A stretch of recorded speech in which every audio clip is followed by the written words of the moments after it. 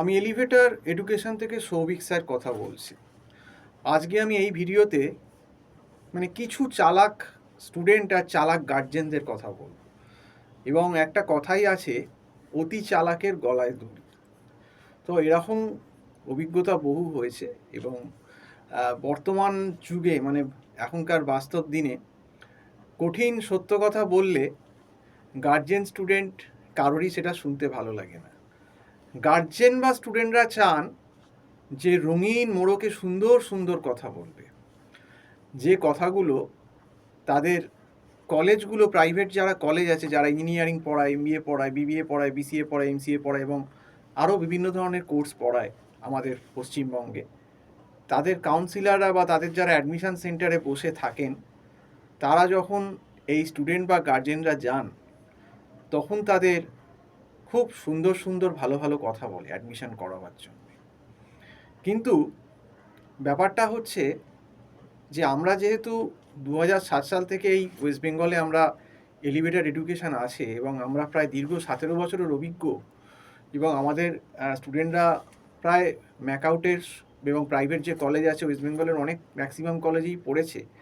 কাজেই কোন কলেজ কীরকম কী হয় এখানে এতে আন্ডারে, ম্যাকআউটের আন্ডারে প্লাস অন্য প্রাইভেট কলেজের আন্ডারে, বা তাদের প্লেসমেন্টের অবস্থাই বা কী, বা পড়াশুনোর অবস্থাই বা কী, সেটা আমাদের থেকে ভালো অন্তত কেউ জানে না। এখন মুশকিল হচ্ছে, ওই যে বললাম যে মানুষ সবসময় কি ভালো কথা শুনতে ভালো, সেটা যদি মিথ্যেও হয়, সেটাকে যদি একটু রঙিন মোড়কে ভালো করে তাকে ওয়াশ করা হয়, ব্রেন ওয়াশ, মগজ ধোলাই যাকে বলে, সেই হীরক রাজার দেশে যেমন আমরা দেখেছিলাম সেই যন্তর মন্তর ঘরে পুড়ে দেওয়া হলো এবং তারপর একদম একটা মন্ত্র পাঠ করে তার মস্তিষ্কে সেই প্রক্ষালন করা হলো। এক্ষেত্রেও কিন্তু অনেক কলেজ সেই মস্তিষ্ক প্রক্ষালন যন্ত্রই কিন্তু ব্যাপারটা অ্যাপ্লাই করছে এবং স্টুডেন্ট এবং গার্জেনদের মধ্যে। এবং এই যে বললাম, এই যে গার্জেন বা স্টুডেন্ট যারা আর কি, যাদের মস্তিষ্ক প্রক্ষালন হচ্ছে, তারা নিজেদেরকে অনেকেই অতি চালাক মনে করে। তো তারা আমাদের মতো যারা এরকম প্রাইভেটে পড়ান, তাদের অ্যাডভাইস অনেক ক্ষেত্রেই শোনেন না, বা ভাবেন যে কলেজগুলো যা বলছে তাতেই আমার হয়ে যাবে ওই দিয়ে। এবার হয় কি, কলেজরা এই সেমিস্টারের পড়াবার জন্য, সেমিস্টারে যে কলেজে ক্লাস হবে, সে এমবিএ কোর্স হোক বা বিবিএ হোক বা বিটিএ হোক, বিটেক হোক বা বিসিএ হোক বা এমসিএ হোক, একটা মোটা লামসাম টাকা এই সমস্ত স্টুডেন্ট এবং গার্জেনদের তাদের ইনফ্রাস্ট্রাকচার, তাদের এসি, এই সমস্ত দেখিয়ে কনভিন্স করে মস্তিষ্ক প্রক্ষালন যন্ত্র করে সেই হীরক রাজার দেশের মতো তাদের কাছ থেকে আদায় করে এবং তাদের কাছে অনেক রকম কথা অঙ্গীকারবদ্ধ করে যে এই হয় সেই হয়, এই প্লেসমেন্ট হবে, ওই প্লেসমেন্ট হবে, পেয়ে যাবে, অমুক হবে তমুক হবে। তো শুনে দেখেও আমার হাসি পায় এদের কথা। প্রথম কথা, আগে পড়াশুনোর ব্যাপারটাতেই আসি। পড়াশুনোর ব্যাপারটা দেখুন, দীর্ঘ 17 বছর ধরে পড়াচ্ছি। আমরা নিজেরাও যখন পড়তাম ডাব্লিউইউটিতেও, তখন কিন্তু প্রাইভেট কলেজেই আমি এমবিএ করেছি। সেখানে আমি পৈলান থেকে পাস আউট। আমাদের পৈলানে সে সময়, তাও বলবো, যথেষ্ট ভালো ফ্যাকাল্টি ছিল এবং তারা চেষ্টা করতেন। এটা মিথ্যে কথা বলা হবে যদি বলা হয় যে কিছুই পড়াতেন, এটা বাজে কথা। কিন্তু দেখুন, যেহেতু এমবিএতে বা ডিফারেন্ট স্ট্রিম থেকে স্টুডেন্ট পড়তে আসে, কেউ আর্টস থেকে আসছে, কেউ বিকম থেকে আসছে, কেউ সায়েন্স থেকে আসছে, যে সাবজেক্টগুলো থাকে বেসিক্যালি ইকোনমিক্স, স্ট্যাট বা আমি যেহেতু ইকোনমিক্স অনার্স ছিল আমার সেক্ষেত্রে অ্যাডভান্টেজ ছিল যে আমি economics, stat, operation research, operation management অনেকগুলো পেপার জানতাম। আমাকে শুধু অ্যাকাউন্টসটা আলাদা করে টিউশন নিতে হয়েছিল।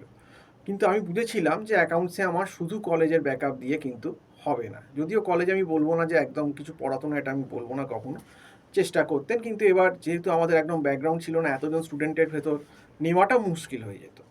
এবার এখন কিন্তু সিনারিওটা ম্যাকআউটের চেঞ্জ হয়ে গেছে। আগে তো ম্যাকআউট মানে ওল্ড ডাব্লিউবিটি ছিল আমাদের সময় ম্যাকআউট বলুন বা আদার, যে এখনকার সময় যে ম্যাকআউট বলুন বা আদার প্রাইভেট কলেজগুলো বলুন, সেখানে কিন্তু পড়াশুনোর মান আমাদের সময় 2004-05 যেরকম ছিল, আজ থেকে 20 বছর বাদে অনেকটাই নিম্নগামী। এটা কিন্তু বলতে বাধ্য হচ্ছি এবং এটা আমরা স্টুডেন্টের মুখেই শুনেছি যে সেখানে ঠিকঠাক ফ্যাকাল্টি নেই। অনেক কলেজেই এক্সপিরিয়েন্স ফ্যাকাল্টি রাখতে পারে না, কারণ স্টুডেন্ট নেই, হয়তো স্টুডেন্টের সংখ্যা কম বা কিছু বলে, বা প্রফিট মোটিভের জন্যে।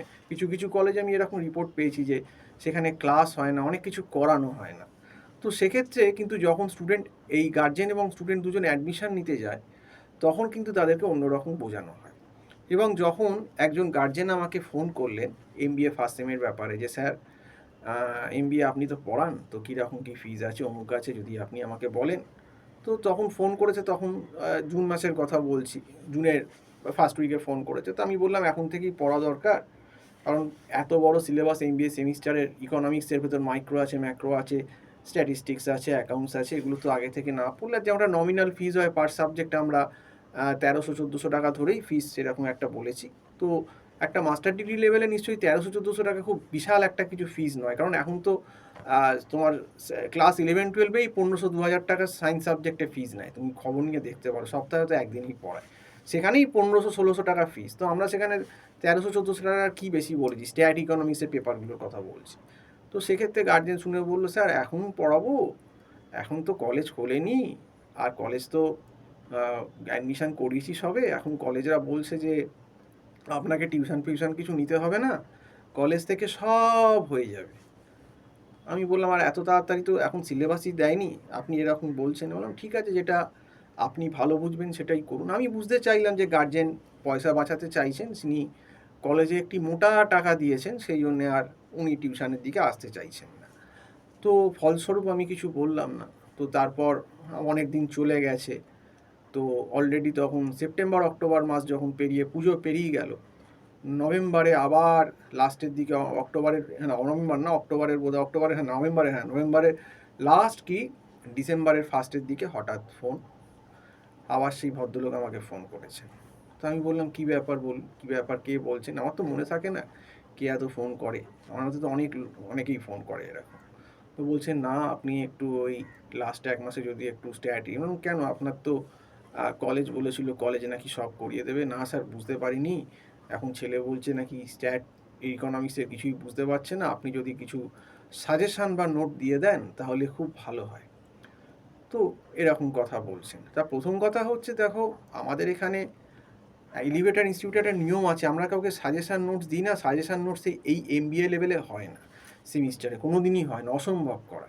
তো তোমাকে টোটোই ভালো কনসেপশান পড়েই অন্তত 70%-80% সিলেবাস পড়ে যেতে হবে, তবে তুমি কিছু করতে পারবে। কিন্তু ওই যে বললাম, এইটাই হচ্ছে বললাম না যে অতি চালাকির ফল, যে উনি ভেবেছিলেন যে কলেজকে দিয়েছি, কলেজ বুঝি সব করিয়ে দেবে। আমি তো প্রথমেই ওনাকে বলেছিলাম, যখন ফার্স্ট টাইম আমাকে ফোন করেছিলেন, যে কলেজে কিন্তু সব কিছু হবে না, কলেজে কিন্তু ফ্যাকাল্টি এই নেই অমুক নেই, আর কলেজ কিন্তু খুলবে সেই আগস্টের মিডিলে, ততক্ষণে কিন্তু লেট হয়ে যাবে, সময় নেই, জানুয়ারিতে কিন্তু পরীক্ষা হবে ফার্স্ট উইকে, আর মাঝখানে সব পুজো, কালী পুজো, ভাইফোঁটা, এত কিছু আছে, আপনি ছেলে কিন্তু সময় পাবে না। তো তখন তো উনি গা করেননি, কিছু করার নেই। কিন্তু এখন পরীক্ষার ঠিক বলতে গেলে 1 মাস আগেই বলতে পারেন, তো এরকম হচ্ছে। কিন্তু মুশকিল হচ্ছে যে আমাদেরও কিছু করার নেই, কারণ 1 মাসে আমার যে ব্যাচ সেখানে তো তাকে আমি নিতে পারবো না, সে কিছু বুঝতে পারবে না, কারণ আমি যা বুঝলাম সে কিছু জানে না। কলেজ তাকে, যে কলেজেই হোক, কলেজের নাম বলতে চাই না, কলেজে সেভাবে তাকে বোঝানোও হয়নি, পড়ানোও হয়নি, একটা বলে আর কি অ্যাডমিশান করিয়ে নিয়েছে, আর তারপর সে কলেজের পড়া ধরতেও পারেনি। তো এটা হচ্ছে ব্যাপার। ওই যে প্রথমেই বললাম যে অতি চালাকের গলায় দড়ি।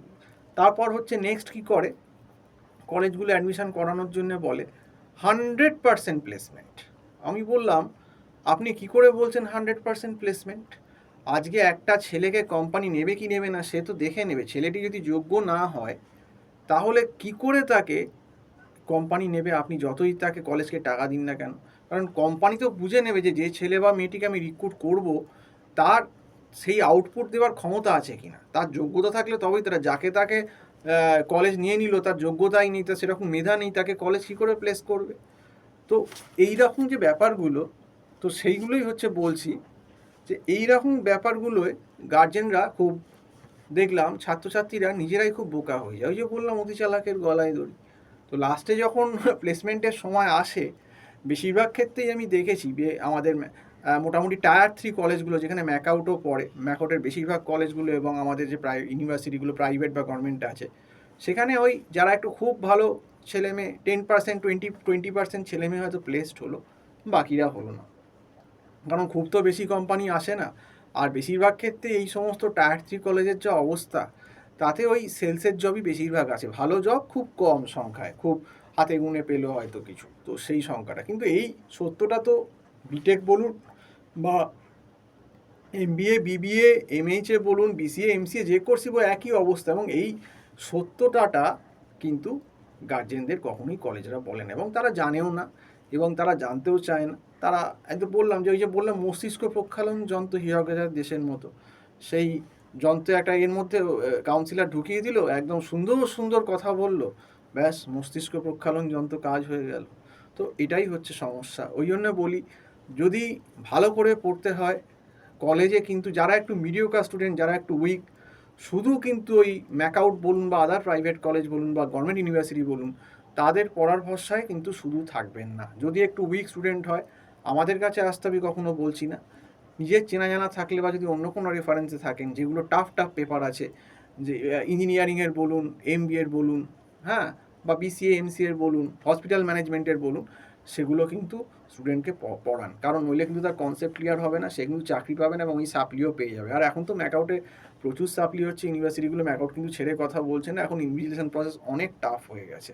আর এই প্লেসমেন্টের গাঁজাখুরির গল্পটা না হয় আপনাদের মতো গার্জেনদের দিতে পারে, আপনারা খেতে পারেন, কিন্তু আমরা যারা এই লাইনে আছি বহুদিন পড়িয়েওছি কলেজে, এবং যারা আমি নিজে প্লেসমেন্ট সেলেও কয়েক বছর আমি কনসালটেন্সির কাজও করেছি, তো এইরকম গল্প অন্তত কলেজগুলো আমাদেরকে দিতে পারবে না, কারণ আমরা জানি কোন কলেজে কী প্লেসমেন্ট হয়।